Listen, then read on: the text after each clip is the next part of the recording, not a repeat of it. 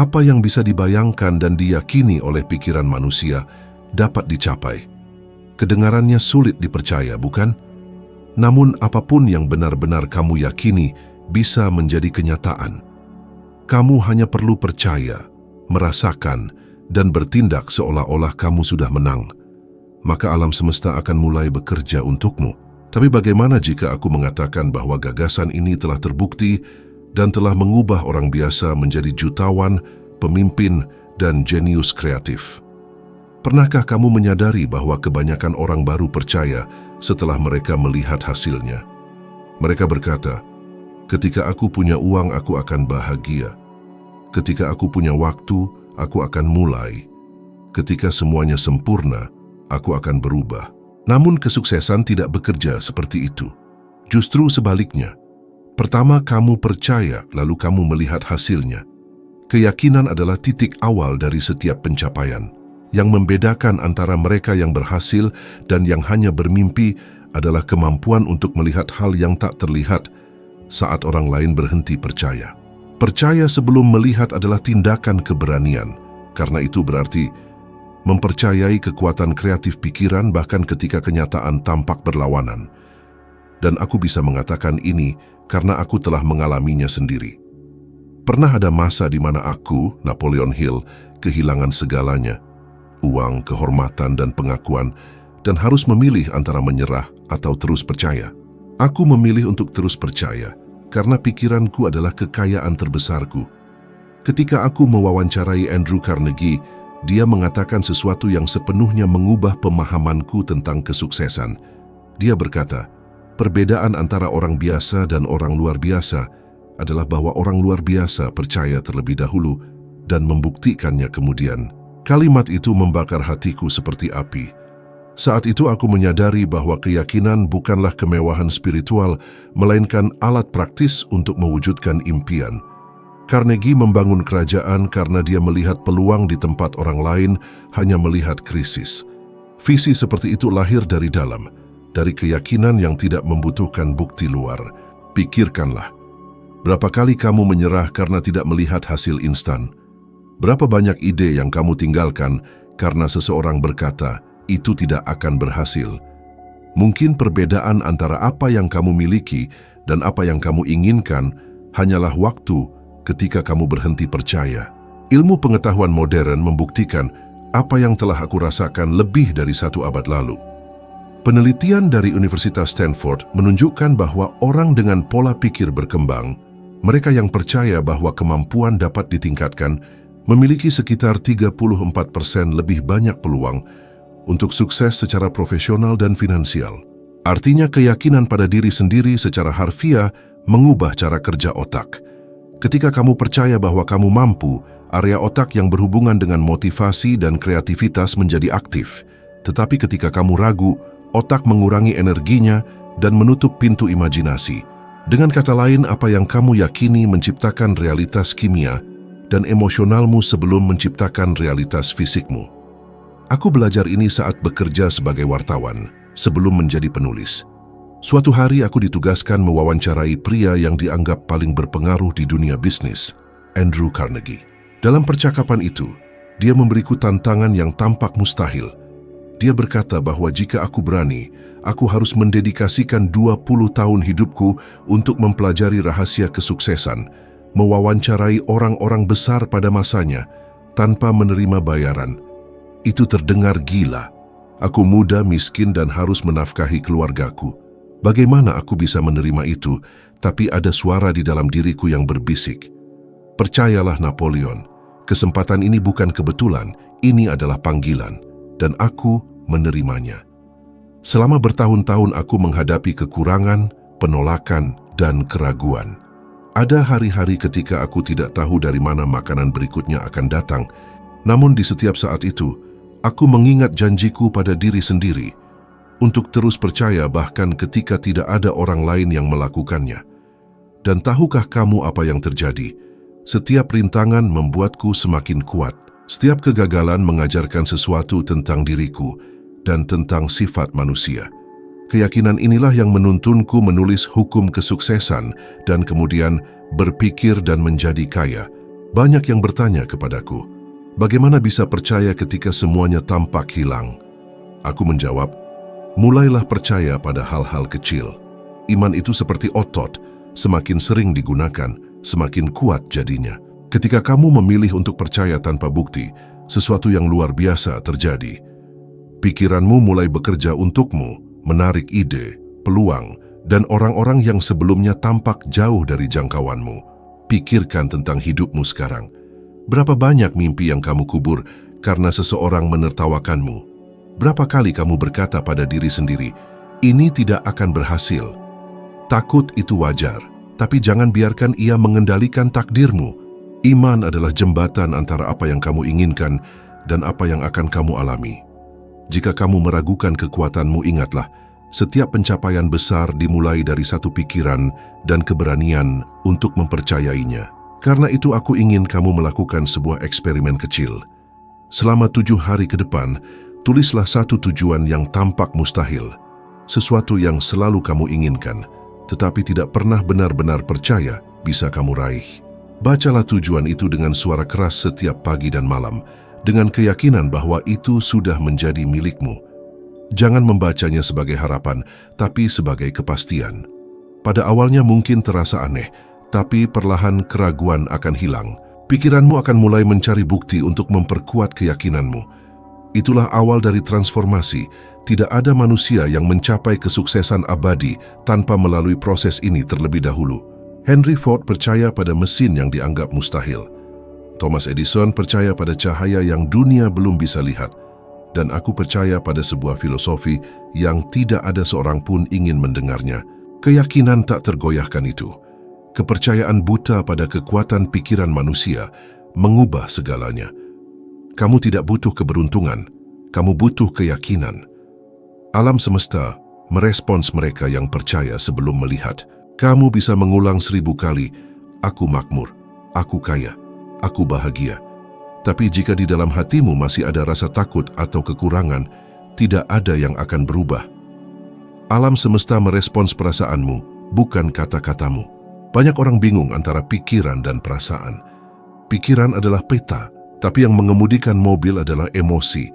Ketika kamu benar-benar merasakan sesuatu, seluruh tubuhmu selaras dengan getaran itu. Aku masih ingat ketika bertemu Henry Ford. Saat itu dia dianggap pemimpi gila. Gagasan untuk membangun mesin 8 silinder dalam satu blok dianggap lelucon di kalangan insinyur. Semua orang berkata, itu mustahil. Tapi Ford tidak hanya percaya, dia merasakannya. Dia bertindak, berbicara, dan hidup seolah-olah mesin itu sudah ada. Dia memerintahkan timnya untuk terus mencoba, meski gagal berbulan-bulan, bahkan bertahun-tahun. Dan suatu hari, yang mustahil menjadi nyata. Mesin V8 tercipta, dan dunia tidak pernah sama lagi. Yang mewujudkannya bukan pengetahuan teknis, melainkan kekuatan emosional dari keyakinan Ford. Orang yang hidup dalam ketakutan akan menarik lebih banyak situasi yang menakutkan, sedangkan orang yang merasakan rasa syukur akan menarik lebih banyak alasan untuk bersyukur. Perasaan adalah benih tak terlihat dari hasil yang terlihat. Perhatikan sesuatu yang menarik. Kebanyakan orang hidup dikuasai oleh emosi yang salah. Mereka bilang ingin makmur, tapi menghabiskan sepanjang hari khawatir tentang utang. Mereka bilang ingin cinta, tapi masih terikat pada masa lalu. Mereka bilang ingin kebebasan, tapi merasa bersalah setiap kali memikirkan diri sendiri. Itu seperti mencoba mencari frekuensi radio sambil memutar kenop ke arah yang salah. Kamu bisa menginginkan sesuatu dengan sepenuh hati, tapi jika perasaan yang menyertainya berlawanan, hasilnya tidak akan datang. Alam semesta tidak memahami kata, ia memahami getaran. Saya sendiri belajar pelajaran ini dengan cara yang menyakitkan. Ada masa ketika semuanya tampak runtuh. Buku saya tidak laku, utang meningkat, dan harapan mulai menghilang. Suatu hari, saat berjalan sendirian, saya menyadari bahwa saya telah menjadi tahanan dari pikiran saya sendiri tentang kegagalan. Saya berbicara tentang kesuksesan, tapi yang saya rasakan hanyalah kekalahan. Kemudian saya memutuskan untuk berubah. Saya berhenti mengulang kata-kata kosong dan mulai merasakan maknanya. Saya menutup mata dan membayangkan diri saya berbicara di depan banyak orang, membagikan filosofi saya. Saya merasakan panasnya cahaya, suara tepuk tangan, kebanggaan di dada saya. Itu terasa begitu nyata hingga tubuh saya bereaksi. Tidak lama kemudian, kesempatan mulai muncul satu persatu hingga hidup saya berubah sepenuhnya. Kesalahan banyak orang adalah berpikir bahwa mereka harus merasa baik hanya ketika segalanya berjalan baik. Padahal kenyataannya sebaliknya, hal-hal mulai berjalan baik ketika kamu merasa baik. Perasaan menciptakan gerakan. Itu adalah bahan bakar dari manifestasi. Pikirkan bagaimana harimu berubah saat kamu bangun dengan semangat. Segalanya berjalan lancar, orang tersenyum, jalan terbuka, waktu terasa cukup. Itu bukan kebetulan, itu adalah getaran. Tapi ada hal penting, merasakan bukan berarti memaksa. Kamu tidak bisa meyakinkan diri sendiri jika di dalam dirimu masih ada konflik. Kamu harus mengubah perasaan melalui pengulangan dan visualisasi terus-menerus. Saat kamu membayangkan dengan emosi, pikiran bawah sadarmu mulai menerimanya sebagai kebenaran. Begitulah cara keyakinan di program ulang. Cobalah latihan sederhana. Selama beberapa hari ke depan setiap pagi tutup mata dan bayangkan kamu sudah mencapai apa yang kamu inginkan. Rasakan dengan setiap sel tubuhmu kelegaan, kebahagiaan, dan rasa syukur karena sudah mencapainya. Biarkan emosi itu memenuhi tubuhmu hingga terasa alami. Awalnya mungkin terasa palsu, tapi dengan pengulangan, pikiranmu mulai percaya. Dan ketika ia percaya, perilakumu berubah secara alami. Kamu mulai bertindak, berbicara, dan berpikir berbeda, dan dunia pun merespons perubahan itu. Pikirkan tentang orang-orang yang mengubah kenyataan mereka melalui emosi yang mereka pelihara. Steve Jobs pernah berkata, orang tidak tahu apa yang mereka inginkan sampai kamu menunjukkannya. Ia merasakan masa depan sebelum menciptakannya. Walt Disney disebut gila karena membayangkan taman hiburan yang hanya ada di pikirannya. Tapi ia berkata, jika kamu bisa memimpikannya, kamu bisa melakukannya. Saat bermimpi, ia merasakan setiap warna, suara, dan tawa. Itulah kekuatan sejati penciptaan. Merasakan seolah-olah itu sudah nyata. Sekarang lihat hidupmu sendiri. Apa yang kamu rasakan akhir-akhir ini? Kecemasan, ketakutan, kekurangan. Emosi-emosi itu adalah tanda bahwa kamu bergetar di luar frekuensi keinginanmu. Ubah perasaanmu, dan hasilnya akan berubah. Ini bukan sihir, ini hukum alam. Alam semesta adalah cermin. Ia memantulkan apa yang kamu pancarkan. Emosi adalah bahasa paling kuat di dunia, dan alam semesta hanya memahami bahasa itu. Jadi sebelum kamu meminta sesuatu, tanyakan pada dirimu, apa yang aku rasakan sekarang? Percaya dan merasakan adalah bahan bakar, tetapi tanpa tindakan tidak ada yang bergerak. Iman tanpa tindakan seperti perahu tanpa dayung, mengapung, tetapi tidak pernah sampai ke tujuan. Pikiran menciptakan visi, perasaan memberi energi, namun tindakanlah yang membangun jembatan antara mimpi dan kenyataan. Aku belajar kebenaran ini dengan cara yang sulit. Pada tahun-tahun ketika aku menulis hukum kesuksesan, aku melewati banyak malam tanpa tidur, tidak tahu apakah seseorang suatu hari nanti akan peduli pada kata-kataku. Keraguan memburuku, kritik mengelilingiku, dan kekurangan mengetuk pintu rumahku. Namun ada suara di dalam diriku yang selalu berkata, lanjutkan. Setiap halaman yang kutulis, meskipun tanpa jaminan keberhasilan, membawaku lebih dekat pada takdir yang telah kupilih untuk dijalani.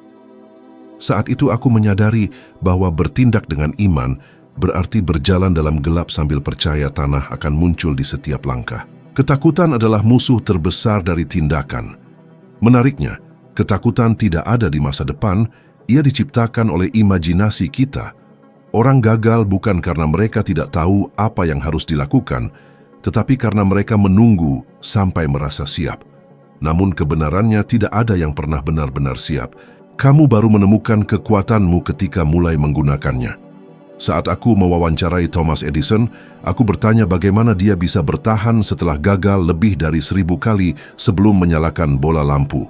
Ia tertawa dan berkata, "Saya tidak gagal 1000 kali. Saya menemukan 1000 cara yang tidak berhasil." Jawaban itu membekas dalam hatiku. Edison tidak melihat kesalahan sebagai rintangan, tetapi sebagai bagian dari perjalanan. Ia memahami bahwa kegagalan bukanlah lawan dari kesuksesan, melainkan proses yang membangunnya. Saat itu aku sadar bahwa ketakutan melumpuhkan karena mengubah kesalahan menjadi rasa malu. Dan rasa malu membunuh dorongan untuk mencoba. Tindakan adalah penawar bagi ketakutan. Setiap kali kamu merasa takut, ambillah satu langkah sekecil apapun itu. Dengan bergerak, ketakutan kehilangan kekuatannya. Ilmu pengetahuan pun membuktikannya. Studi psikologi perilaku menunjukkan bahwa ketika seseorang terus menunda keputusan, otaknya mengaitkan tantangan tersebut dengan rasa sakit dan bahaya. Tetapi ketika ia bertindak, bahkan dengan rasa tidak yakin, otak mulai melepaskan dopamin, zat kimia yang menimbulkan rasa senang dan motivasi. Artinya, bertindak mengubah kimia tubuh dan menciptakan siklus positif. Semakin banyak kamu bertindak, semakin besar keberanianmu untuk melangkah lagi. Aku mengalami transformasi ini di salah satu masa tergelap dalam hidupku. Aku telah kehilangan hampir segalanya, uang, reputasi, dan keyakinan. Orang-orang mengatakan aku gagal, bahwa ajaranku hanyalah khayalan. Saat itu aku menyadari bahwa aku sedang diuji oleh prinsip yang sama yang kuajarkan. Aku bisa saja tenggelam dalam kasihan terhadap diri sendiri, atau membuktikan bahwa filsafatku benar. Aku memilih untuk bertindak. Aku mulai memberikan ceramah gratis, berpindah dari kota ke kota, berbicara tentang iman, tujuan, dan kemakmuran. Kadang hanya ada 2 orang di penonton, kadang tidak ada siapapun. Tapi aku terus berjalan. Sedikit demi sedikit, pesanku mulai menyebar. Orang-orang mulai kembali, menulis surat, menerapkan prinsip-prinsip itu, dan hasilnya mulai terlihat. Begitulah berpikir dan menjadi kaya lahir. Bukan sebagai teori, tapi sebagai bukti hidup bahwa tindakan yang konsisten mengubah segalanya. Masalahnya adalah banyak orang percaya bahwa tindakan harus sempurna. Mereka menunggu waktu yang tepat, uang yang tepat, atau orang yang tepat. Tetapi kesempurnaan hanyalah alasan yang menyamar sebagai kehati-hatian. Jika kamu menunggu situasi sempurna, kamu akan menghabiskan hidup hanya untuk bersiap. Pencapaian terbesar umat manusia lahir di tengah kekacauan, ketidakpastian, dan keberanian. Henry Ford memulai pabriknya di bengkel kecil. Walt Disney ditolak puluhan kali sebelum akhirnya mendapatkan dana untuk taman impiannya. Dan aku mulai menulis dengan mesin ketik tua, tanpa tahu apakah aku akan punya makanan keesokan harinya. Tapi satu hal pasti, aku tidak akan pernah berhenti. Kamu harus memahami bahwa setiap tindakan kecil memiliki arti. Bahkan ketika tidak ada yang melihat, bahkan ketika tampak tidak ada hasilnya. Setiap benih membutuhkan waktu untuk tumbuh. Tetapi ketika ia tumbuh, pertumbuhannya tidak bisa dihentikan. Tindakan menciptakan gerakan dan gerakan membuka peluang. Orang sukses tidak menunggu inspirasi untuk bertindak, mereka bertindak untuk menemukan inspirasi itu. Dalam siklus inilah kekuatan sejati muncul. Pikirkanlah, berapa banyak ide brilian yang kamu miliki tapi tak pernah kamu wujudkan? Berapa banyak rencana hilang karena kamu menunggu waktu yang tepat? Berapa banyak mimpi yang tersimpan di laci bernama suatu hari? Suatu hari adalah jebakan bagi mereka yang tidak pernah memulai. Kesuksesan datang hanya bagi mereka yang berani bertindak tanpa jaminan meski takut dan lelah. Tindakan yang sejalan dengan tujuan lebih kuat daripada 1000 rencana sempurna. Ketika kamu bertindak selaras dengan keyakinanmu, alam semesta akan menata dirinya untuk membantumu. Aku telah melihatnya berkali-kali.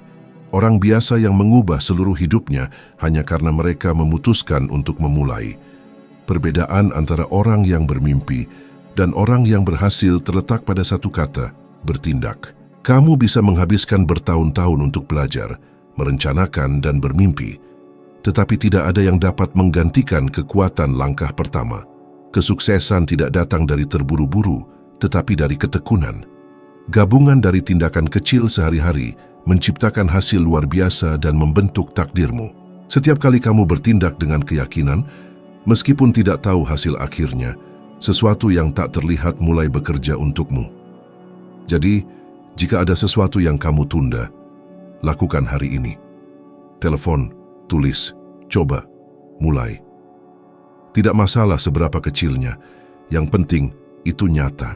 Dunia tidak memberi penghargaan pada niat, tetapi pada gerakan. Percaya, rasakan, dan bertindaklah.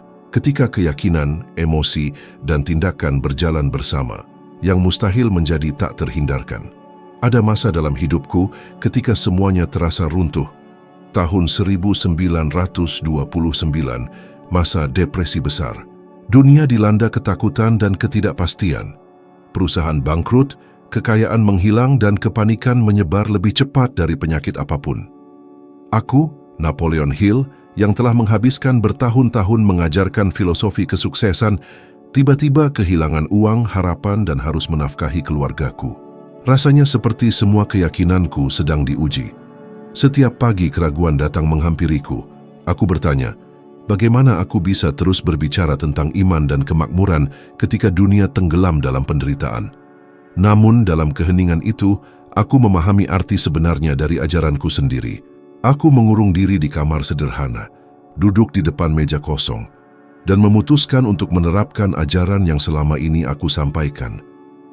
Aku menulis tujuanku dengan keyakinan, memvisualisasikan kehidupan yang kuinginkan, dan merasakan dengan kuat emosi seolah aku sudah menjalaninya.